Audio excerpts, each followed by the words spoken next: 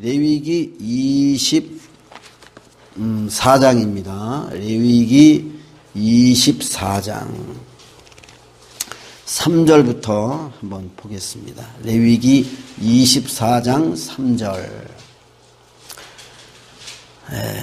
레위기 24장 3절 내가 봉독합니다. 아론은 회막안 증거궤 휘장 밖에서 저녁부터 아침까지 여호와 앞에 항상 등잔불을 정리할지니 이는 너희 대대로 지킬 영원한 규례라. 그는 여호와 앞에서 순결한 등잔대 위에 등잔들을 항상 정리할지니라. 아멘. 여기까지 보겠습니다. 할렐루야. 하나님의 은혜가 우리 가운데 충만하기를 바랍니다. 우리의 수요 예배 때마다 이렇게 모여서 레위기를 가지고 하나님 앞에 공부합니다. 뭐 공부한다는 것이 좀 이상하죠. 공부한다기보다 참 하나님의 은혜를 우리가 깨닫고 체계적으로 깨닫는 겁니다. 체계적으로 깨닫고 하나님이 우리에게 무엇이라고 말씀하시는가 이런 것을 아시기 바랍니다. 종교적인 규례, 종교적인 규례 한번 띄워볼까요? 종교적인 규례 두 번째라고 이제 나와 있습니다. 그럼 첫 번째가 있어야겠죠. 첫 번째는 우리가 저번 주에 이제 했습니다. 레위기 21장 제사장의 정결 규례. 22장은 뭡니까? 제물에 대한 정결 규례. 그리고 세 번째는 뭐죠? 성회에 대한 규례. 했죠? 물론 안식일이 있습니다. 그 다음에 유월절. 그 다음에 또 뭐가 있습니까? 무교절. 또 추실절, 맥추절, 나팔절, 또 대속주일. 그리고 마지막에 초막절, 장막절이라고도 하죠. 그리고 마지막에 또 있습니다. 거룩한 대회 이렇게 이제 있습니다. 이렇게 성회들, 그 성회들이 있어요. 그런데 그 성회들 때 하나님의 성막 안에서 제사장들이 무엇을 하느냐 이게 참 중요해요. 그것을 오늘 레위기 24장을 말하고 있습니다. 레위기 오늘 24장에서 성소 관리 규례라고 나와 있는데 이 성소에는 거룩한 것이 세 가지가 있습니다. 이 세 가지를 제사장들이 이제 관리하는 겁니다. 이 세 가지가 무엇이고 그리고 관리하는 것이 무엇을 뜻하는가 그런 걸 우리 한번 봅니다. 자, 성소 관리 규례인데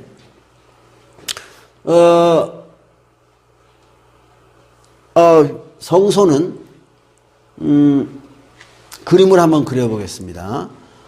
그림을 그려보면 우리가 예전에 이제 배웠죠. 그 회막을 쭉 보면 그 성막이죠. 성막은 길이가 얼마나 됩니까? 100규빗. 약 45에서 50m. 그리고 이쪽 폭은 얼마 돼요? 50규빗. 얼마죠? 22.5m 또는 23m 또는 25m 정도 됩니다. 근데 이제 성소예요. 성소인데 성소 관리 규례라고 딱 나와 있는데 한번 성소를 그려봅시다. 그려보면 이렇게 보면 여기가 이 성소는 10규빗. 이쪽으로 들어가 볼까요? 이쪽으로. 이게 10규빗인데 쭉 똑바로 돼야지. 이렇게. 그 다음에 이게 10규빗 같습니까? 이것이 10규빗. 지성소입니다. 하나님의 법궤가 이 안에 이제 안치되어 있고, 그 다음에 요것이 또한 뭡니까? 20규빗. 두 배죠. 20규빗. 규빗이 되고, 그 다음에 이렇게 돼가지고 기둥이 이제 5개 있습니다. 여기는 4개 있습니다. 4개 있고 이쪽으로 이렇게 들어가는데 성막입니다. 성막의 성소. 여기는 뭡니까? 지성소. 들어가는데 이 안에 들어가 보면 왼쪽에 보면 여기는 뭐가 있습니까? 오늘 등잔대라고 나와 있습니다. 우리가 읽은 등잔대가 나와 있는데 7개의 그 등잔이 있어요. 하나, 둘, 3개죠 벌써? 3개. 잘 보입니까? 3개, 4개 쭉 올라와서 5개, 맞죠? 여섯, 여기다 또 하나 그릴까요? 이렇게 그려봅시다. 이렇게 그리면 하나, 둘, 셋, 넷, 다섯, 여섯, 일곱 개. 이게 등잔대입니다. 등잔대. 이 등잔대에 오늘 말씀을 보면은 올리브 기름이에요. 올리브 기름을 아주 정결한 올리브 기름을 가지고 와서 이것을 저녁 6시, 저녁에서부터 하루 종일 하는 건 아니에요. 저녁 6시에 불을 켜서 그리고 밤새도록 켜놓고 아침 6시쯤 돼서 이제 끄도록 그렇게 이제 제사장에게 하나님께서 오늘 말씀 가운데 말씀하는 겁니다. 정결한 올리브 기름, 이 거룩한 거예요. 거룩한 겁니다. 그래서 이게 거룩한 것이고 여기서 등잔대에서는 당연히 뭐가 나옵니까? 빛이 나옵니다. 네, 들어가서 그리고 이쪽 북쪽이죠. 이게 동쪽이니까 이쪽은 북쪽, 이쪽은 남쪽입니다. 여기가 20규빗이고 들어가서 이쪽에는 뭐가 있냐? 여기는 떡상이 있습니다. 떡상이 이렇게 있는데 이 떡상에는 어떻게 그려볼까? 이렇게 떡상이 이렇게 있고 그리고 위에는 이 떡상 위에는 진설병이에요. 진설병이 몇 개? 12개. 12개인데 한 줄에 몇 개씩이요? 6개씩. 2줄. 그러니까 여기에 하나, 둘, 셋. 너무 두꺼운가? 넷, 다섯, 여섯. 이렇게. 하나, 둘, 셋, 넷, 다섯, 여섯. 이렇게 되어 있습니다. 6개. 이게 떡상이고 이것이 뭡니까? 진설병입니다. 이것도 뭐예요? 거룩한 겁니다. 진설병. 그리고 여기에 뭐가 있습니까?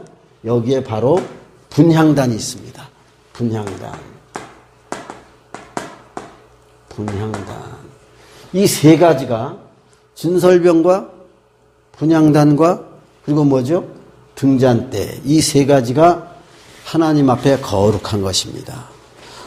출애굽기에 보면은 출애굽기 37장에 보면 브살렐이라는 사람이 나옵니다. 브살렐과 오홀리압이라는 두 사람이 나오는데 그들이 공교한 그 기술을 가지고 이걸 만들어요. 성막도 만들고 또한 뭡니까? 하나님의 법궤도 제작하고 조각목으로 또 금판을 입히고 그리고 분향단이나 등잔대도 뭡니까? 그리고 떡상 이런 걸 만듭니다. 물론 사람이 만드는 겁니다. 그런데 중요한 것은 뭐냐면 사람이 만들지만 그건 누가 주시는 겁니까? 하나님께서 우리에게 주시는 것인 줄 믿으시기를 바랍니다. 그래서 여기에서는 뭐냐? 세 가지 거룩한 것이 나오는데 이 세 가지 여기에 이 등잔대를 잘 관리하고 그리고 뭡니까? 또한 이 진설병 요 떡 하나가 성경에는 요게 뭐라고 우리가 읽지는 않았지만 10분의 2 떡 12개 5절에 봅시다. 너는 고운 가루를 가져다가 떡 12개를 굽되 각 덩이를 10분의 2 에바로 하여 10분의 2 에바는 얼마냐? 약 4.6리터입니다. 4.6리터. 그러면 4.6리터면 꽤 큰 겁니다. 그죠? 페트병 몇 개예요? 2개보다 많은 거예요. 왜? 페트병 하나가 2리터면 2개면 4리터 아닙니까? 그거 4리터짜리를 가지고 이 떡을 한 개 만드는 겁니다. 그러니까 굉장히 이 떡이 크다고 볼 수 있어요. 그래서 지극히 거룩한 겁니다. 하나님이 주시는 거예요. 지극히 거룩한 겁니다. 빛이 나오고 이 분향단에서는 하나님 앞에 올라가는 향불이 올라가는 겁니다. 향기가 올라가는데 자 이게 도대체 이 세 가지의 거룩한 것을 잘 관리하라는 겁니다. 도대체 이것이 무엇을 의미하는가? 우리는 다른 거 아니에요. 하나님의 말씀에 보면 이 진설병이라는 것은 다른 거 아닙니다. 하나님의 말씀인 줄 믿으시길 바랍니다. 성경 어디에 나와 있느냐? 요한복음 6장에 보면 이런 말씀이 있습니다. 요한복음 6장에 보면 예수께서 가라사대 요한복음 6장 35절에 내가 곧 생명의 떡이니 아멘. 네. 베드로가 그래요. 그 6장에서 뭐라고 그러냐면 생명의 말씀이 여기 계심에 우리가 어디로 가오리까? 베드로가 그런 신앙 고백을 합니다. 그래서 이 진설병은 생명의 떡, 하나님의 말씀인 줄 믿으시길 바랍니다. 여기에 나오는 등잔, 이 빛은 뭐냐? 다른 거 아닙니다. 하나님의 성령인 줄 아시길 바랍니다. 그리고 여기에 있는 분향단은 뭡니까? 하나님 앞에 드리는, 여호와의 이름으로 하나님 앞에 드려지는 기도라는 것을 아시길 바랍니다. 여기 보면 어디에 나와 있냐? 계시록 5장 8절. 계시록 5장 8절에 보면 이런 말씀이 있습니다. 책을 취하심에 네 생물과 24장로들이 어린 양 앞에 엎드려 각각 검은 고와 향이 가득한 금대접을 가졌으니 이 향은 성도의 기도들이라 말씀하고 있어요. 이 향은 성도들의 뭐다? 성도의 기도들이다 라고 말하고 있습니다. 그래서 이 분향단 떡상, 물론 떡이 만든 거, 그 다음에 이 등잔대, 세 가지 물론 사람이 만든 겁니다. 사람이 만들고 제사장이 가가지고 관리하는 거예요. 그런데 이 세 가지는 누가 주신 것이냐? 하나님이 주신 거룩한 것인 줄 아시길 바랍니다. 네. 바로 거룩한 것이 뭐냐? 하나님 앞에 드려지는 기도가 거룩한 거예요. 여기 밑에 이제 10절 이하에 이제 나오는데 여호와의 이름으로 하나님 앞에 드려지는 기도가 뭡니까? 거룩한 것이요. 그리고 하나님의 성령이 거룩한 것이요. 그리고 하나님께서 주시는 하나님의 말씀, 이 말씀이 우리에게 거룩한 것인 줄 믿으시기를 바랍니다. 구약시대 사람들이 이게 무슨 의미인지는 몰라요. 구약시대 제사장들은 그냥, 이게 당연히 그냥 거룩한 거죠. 하나님 앞에 가서 제사를 하는 건데 당연히 거룩한 겁니다. 그런데 무슨 의미로 이것을 하나님께서 이들에게 주셨는지를 구약시대는 모른다 이 말입니다. 그렇지만 신약시대에 오면 이것이 뭔지 알아요. 지금 무슨 말이냐면 보세요. 이 바깥에 뭐가 있습니까? 바깥에 번제단이 있습니다. 번제단에서는 예수 그리스도의 뭡니까? 대속의 은총이 있다는 것을 아시길 바랍니다. 예수 그리스도의 대속의 은총을 체험한 사람, 그 은혜를 깨달은 사람, 그 은혜를 아는 사람, 그 죄사함을 받은 사람, 그 사람이 뭡니까? 어디로 들어갈 수 있습니까? 물론 여기 물두멍이 있습니다. 또 날마다 짓는 잘못된 것을 우리가 죄를 씻고, 그리고 뭡니까? 예수 그리스도를 만난 사람, 주님을 체험한 사람, 그 사람만이 뭡니까? 이 성막 안에, 성소죠, 성소 안에 들어갈 수 있다는 것을 아시길 바랍니다. 그 사람만이, 거듭난 사람만이 뭐예요? 하나님의 말씀을 먹고 깨달을 수가 있는 거예요. 하나님의 말씀을 듣고 깨달을 수 있다는 것을 믿으시기를 바랍니다. 아멘. 그리고 뭡니까? 하나님의 은혜 가운데 예수님의 대속으로 말미암아 죄사함을 받고 하나님 거듭나고 하나님의 은혜를 체험한 그 사람이 하나님 앞에 나가서 기도가 나온다는 거예요. 그리고 뭡니까? 그리고 하나님의 성령을 받을 수 있다는 것을, 그리고 하나님의 성령의 충만함을 받을 수 있다는 것을 오늘 뭡니까? 레위기 24장은 우리에게 말씀해 주고 있다는 것입니다. 그래서 이것은 다른 게 아닙니다. 레위기 24장은 성소 관리 규례라고 나와 있는데 이 레위기 24장은 다른 걸 말하는 것이 아니라 성도들의 다른 것이 아니라 신앙, 성도들의 신앙 생활을 말하고, 성도들의 신앙 생활을 말하고, 이 우리가 예수 믿는 사람들의 성도들의 신앙 생활에 필수 불가결, 결코 하나라도 빠지면 안 되는 것, 그것이 바로 뭐예요? 하나님의 말씀, 하나님 앞에 드려지는 기도, 그리고 뭡니까?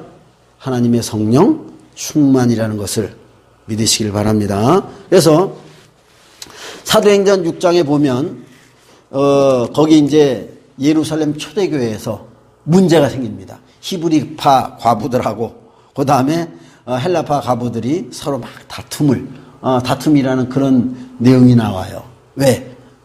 서로 봉사 받는 거라 그럴까?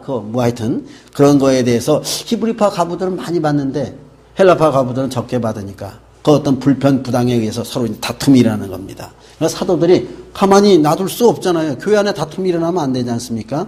그래서 성령과 지혜가 충만한 그 7 집사를 뽑습니다. 뽑아가지고 그 사람들에게 그 봉사하는 직무를 맡기고, 그 다음에 사도행전 6장 4절에 뭐라고 나와 있냐면, 사도들은 뭐라 하냐, 우리는 기도하는 것과 말씀 전하는 것에 전무하리라, 이렇게 말씀이 나와요. 무슨 말이냐면 그때 사도들은 성령이 충만했습니다.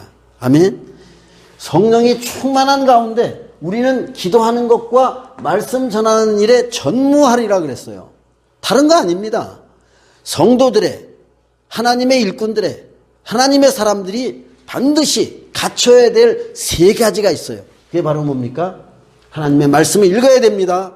하나님의 말씀을 들어야 돼요. 믿음은 들음에서 나며 들음은 그리스도의 말씀으로 말미암느니라. 그리고 하나님 앞에 나가서 기도해야 됩니다. 사도 바울은 무시로 기도하라, 깨어서 기도하라, 성령 안에서 기도하라. 아멘. 네, 그렇게 말씀하고 있어요. 그리고 너희는 뭡니까? 예수님도 그랬죠. 성령의 충만함을 받으라. 네. 그래서 사도 바울이 에베소 교회 거기 가가지고 사람들에게 묻잖아요. 너희가 믿을 때 성령을 받았느냐? 그러니까 우리는 성령이 있음을 듣지도 못하였다, 그러지 않습니까? 그래서 사도 바울이 여기서 안수하며 저들에게 하나님의 성령이 임하시고, 오순절 마가다락방에서 하나님의 성령이 임하신 것과 똑같은 그러한 그들에게 성령이 임해서 방언하고 막 그냥 예언도 하는 그러한 놀라운 장면들이 나오는 것을 우리가 볼 수가 있습니다. 그래서 결국에는 이 레위기 24장에서 이스라엘 제사장들은 그들이 무엇을 하는지 몰라요. 물론 거룩한 이런 일을 하고 있습니다. 사역을 하고 있지만 결국에 그 의미를 우리는 신약시대에 와서 깨닫는 겁니다. 아멘이죠. 기도가 없으면 안 됩니다. 물론 구약시대에도 사무엘이 뭐라 그랬습니까? 내가 하나님 앞에서 기도를 쉬는 죄를 범하지 아니하겠다. 기도가 있어요. 이건 신구약을 막느라고. 또 말씀, 그리고 뭡니까? 하나님의 영으로 충만함을 받는 이 세 가지가 함께 겸비되어야 된다는 것을 믿으시기를 바랍니다. 아멘이죠? 예. 그리고 그 레위기 24장 10절 이하에 보면 거기에 이제 약간 좀 이상한 얘기가 나옵니다. 뭐냐면 애굽 남자와 함께 살고 있는 그 이스라엘 여자예요. 근데 거기서 자식이 나왔습니다. 뭐 그것 중요한 것보다도 거기서 그 자식이 나이가 얼마인지 모르겠지만 다투는 겁니다. 싸우는 거예요. 누구하고 싸우다가 거기서 여호와의 이름을 모독하고 여호와의 이름을 저주하는 그런 내용이 나와요. 그래서 그 사람이 잡혀오는데 결국 나중에는 어떻게 됩니까? 돌에 맞아 처형당하는 비참한 일이 일어납니다. 왜 갑자기 이런 사건이 나오는가? 그리고 그 다음에 보면 동해보복법, 이에는 이, 눈에는 눈, 뭐 이런 거 있죠? 그런 내용의 이제 법이 나오는데, 이거를 왜 갑자기 24장에 나와 있을까? 그건 다른 게 아닙니다. 지금 여기에 나와 있는 레위기를 듣고 보고 있는 이 사람들은 출애굽 1세대입니다. 지금 신의 광야에서 이 일들이 일어나고 있는데, 신의 광야예요. 시내산 앞에서 하나님 앞에 그 모세가 하나님의 율법을 받아오고 뭐 이런 일들이 일어나고 있는 그 장소다 이 말입니다. 그러니까 지금 신의 광야에 도착한 것이 어느 정도 시간이 흘렀느냐 하면 약 한 2개월 조금 더 흐른 거예요. 왜냐하면 신의 광야에 도착할 때가 2개월 걸렸으니까. 그러니까 이 1세대 이스라엘 사람들이 체험한 것이 어마어마한 거예요. 애굽에서 그 10가지 재앙을 받습니다. 기적이죠. 예.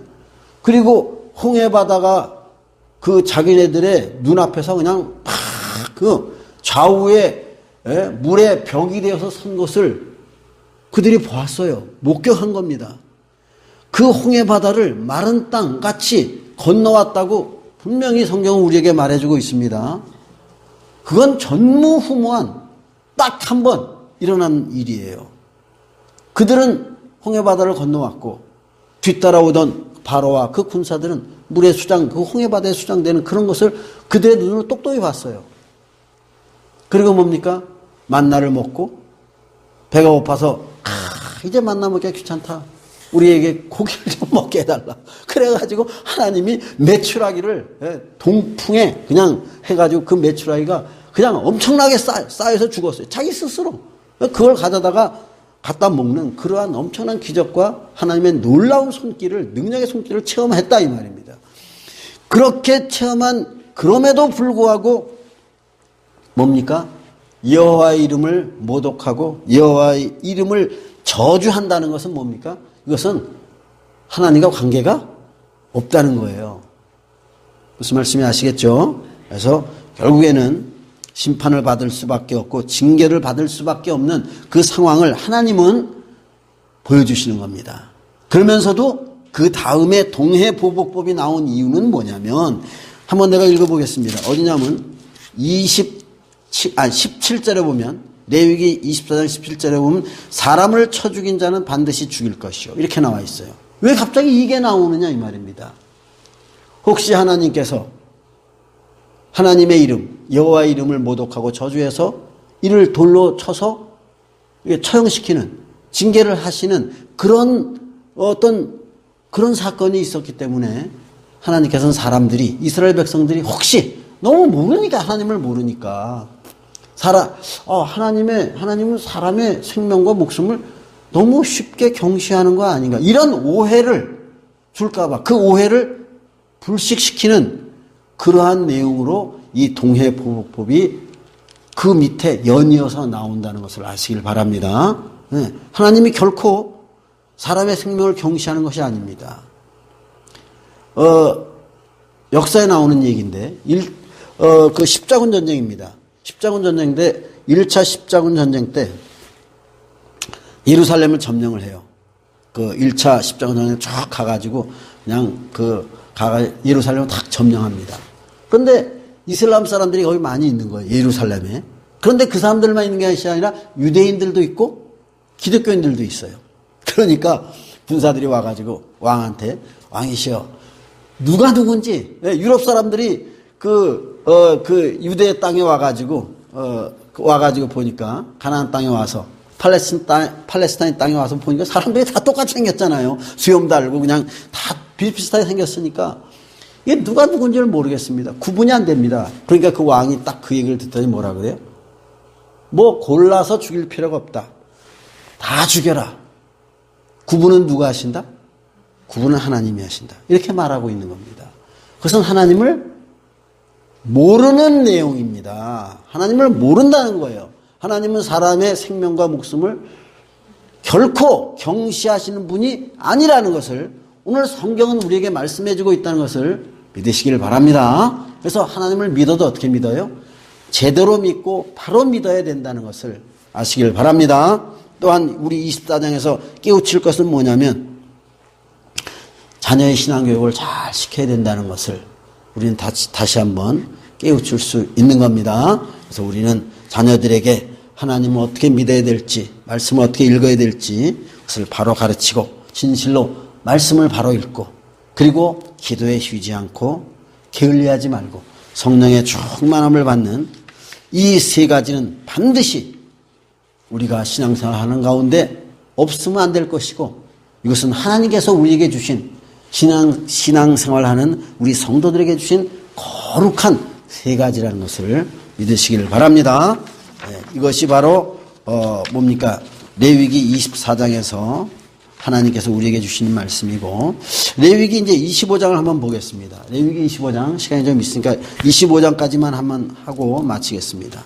25장 3절에서 내가 한번 읽어보겠습니다. 너는 6년 동안 그 밭에 파종하며 6년 동안 그 포도원을 가꾸어 그 소출을 거둘 것이나 7째 해에는 그 땅이 쉬어 안식하게 할지니 여호와께 대한 안식이라. 너는 그 밭에 파종하거나 포도원을 가꾸지 말며 내가 거둔 후에 자라는 것을 거두지 말고 가꾸지 아니한 포도나무가 맺은 열매를 거두지 말라. 이는 땅의 안식년임이니라. 안식년의 소출은 너희가 먹을 것이니 너와 내 남종과 내 여종과 내 품꾼들과 너와 함께 거류하는 자들과 내 가축과 내 땅에 있는 들짐승들이 다 그 소출로 먹을 것을 삼을지니라. 안식년입니다. 히브리인들은 그 생업이 뭡니까? 네, 목축업, 유목입니다. 목축업을 하는 사람이에요. 지금 여기 시내 광야에 있을 때도 이 사람들은 농사를 몰라요. 땅에 대해서 잘 모릅니다. 그들은 그냥 그 애굽에 있을 때는 목축업을 했어요. 유목 생활을 한 겁니다. 그런데 이제 가나안 땅에 들어가면 당연히 그 가나안 땅에서 농사를 짓고 살 것이다 이 말이에요. 그때 하나님께서는 거기에서 6년 동안 그 땅을 경작하라 이 말이에요. 6년 동안 경작하고 7년째 되는 날에 7년 때는 어떻게 하는 겁니까? 그 땅을 놀리라는 겁니다. 휴경하는 겁니다. 예. 그 뭐냐면 우리가 물론 여러 가지 의미가 있습니다. 중요한 것은 전혀 이것은 유목민들, 목축업을 하는 사람들의 머리에서 나오는 그런 지혜가 아닙니다. 하나님이 창조주셔요. 하나님은 뭘 아십니까? 창조주이시기 때문에 땅에 대해서 잘 아신다는 것을 믿으시기를 바랍니다. 그래서 땅의 어떤 지력을 지력이죠, 지력. 땅의 힘을 회복하기 위해서 하나님께서는 땅도 6년 열심히 경작하고 그리고 7년째는 어떻게 해라? 휴경하라 이 말입니다. 그런데 사람들은 뭐예요? 욕심이 있죠. 어떤 때는 2모작, 어떤 때는 3모작. 나중에 보면 뭐 그냥 농약도 뿌리고 그리고 뭐예요? 화학비료 막 주지 않습니까? 그래서 맨 처음에 막 그냥 진짜 소출이 엄청나죠. 그러다가 이제 요즘 우리가 이제 알아내지 않습니까? 이 땅이 산성화되는 거예요. 땅이 더 이상하게 땅이 약화되고 땅이 이상하게 변하는 거예요. 그래가지고 요즘에는 어떤 그 농법을 이렇게 우리에게 말해주고 있습니까? 유기농법. 예? 그냥 자연스럽게 비료도 쓰지 않고 그냥 자연 가운데서 우리가 농업을 해요. 그러다 보니까 더 뭡니까? 건강한 식품이 나오고 그 건강한 식품이 또한 경쟁력이 있어가지고 더 비싸게 팔 수 있고 그리고 뭡니까? 환경에도 이렇게 저해되지 않는 그러한 아주 좋은 그러한 환경, 그러한 어떤 소출 또한 그러한 경작이 이루어진다는 것을 우리가 알 수가 있습니다. 그래서 하나님께서는 이 유목민들에게 이 목축업을 하는 사람들에게 안식년의 어떤 규례를 말씀해주고 있습니다. 그래서 또 어떤 내용이 나오냐면 지금 뭐냐면 안식년이죠. 이 안식년. 이 안식년을 또 다른 말로는 어디입니까? 신명기 15장에 보면 신명기 15장 2절입니다. 신명기 15장 2절. 여기에서 지금 나오는 규례는 다 뭡니까? 이 레위기에서 나오는 규례는 전부 다가 출애굽 1세대예요. 신명기에서 나오는 거기에서 규례가 나옵니다. 그 규례는 다 뭡니까? 출애굽 2세대에게 하시는 말씀입니다. 지금 출애굽 1세대에게 하는 말씀인데 신명기 15장 2절에 보면 이 안식년을 다른 말로 뭐라고 부르냐면 면제년이라고 부릅니다. 뭐라고요? 면제년. 네. 이 안식년이라는 말씀은 땅에 대한 규례예요. 똑같은 6년 땅을 경작하고 또한 뭡니까? 1년 쉬게 하는 겁니다. 근데 이 면제년이란 말은 뭐냐면 히브리 사람입니다. 이스라엘 사람이에요. 이스라엘 사람들은 그게 자기가 부족하면 뭡니까? 다른 데서 뭘 꿀 수가 있잖아요. 요즘으로 말하면 대출 받을 수도 있고 뭐 친구들한테 꿀 수도 있지 않습니까? 그러니까 이스라엘 사람도 마찬가지예요. 뭔가 자기가 부족해서 뭔가 물질을 꽂다든가 뭘 꽂습니다. 그러면 7년째 되는 해에는 무조건 그것을 뭡니까? 면제를 해주는 겁니다. 그 빚을 다 탕감해 주는 거예요. 그래서 신명기 15장 2절에 어떤 말씀이 나와 있느냐? 예, 이런 말씀이 나와 있습니다.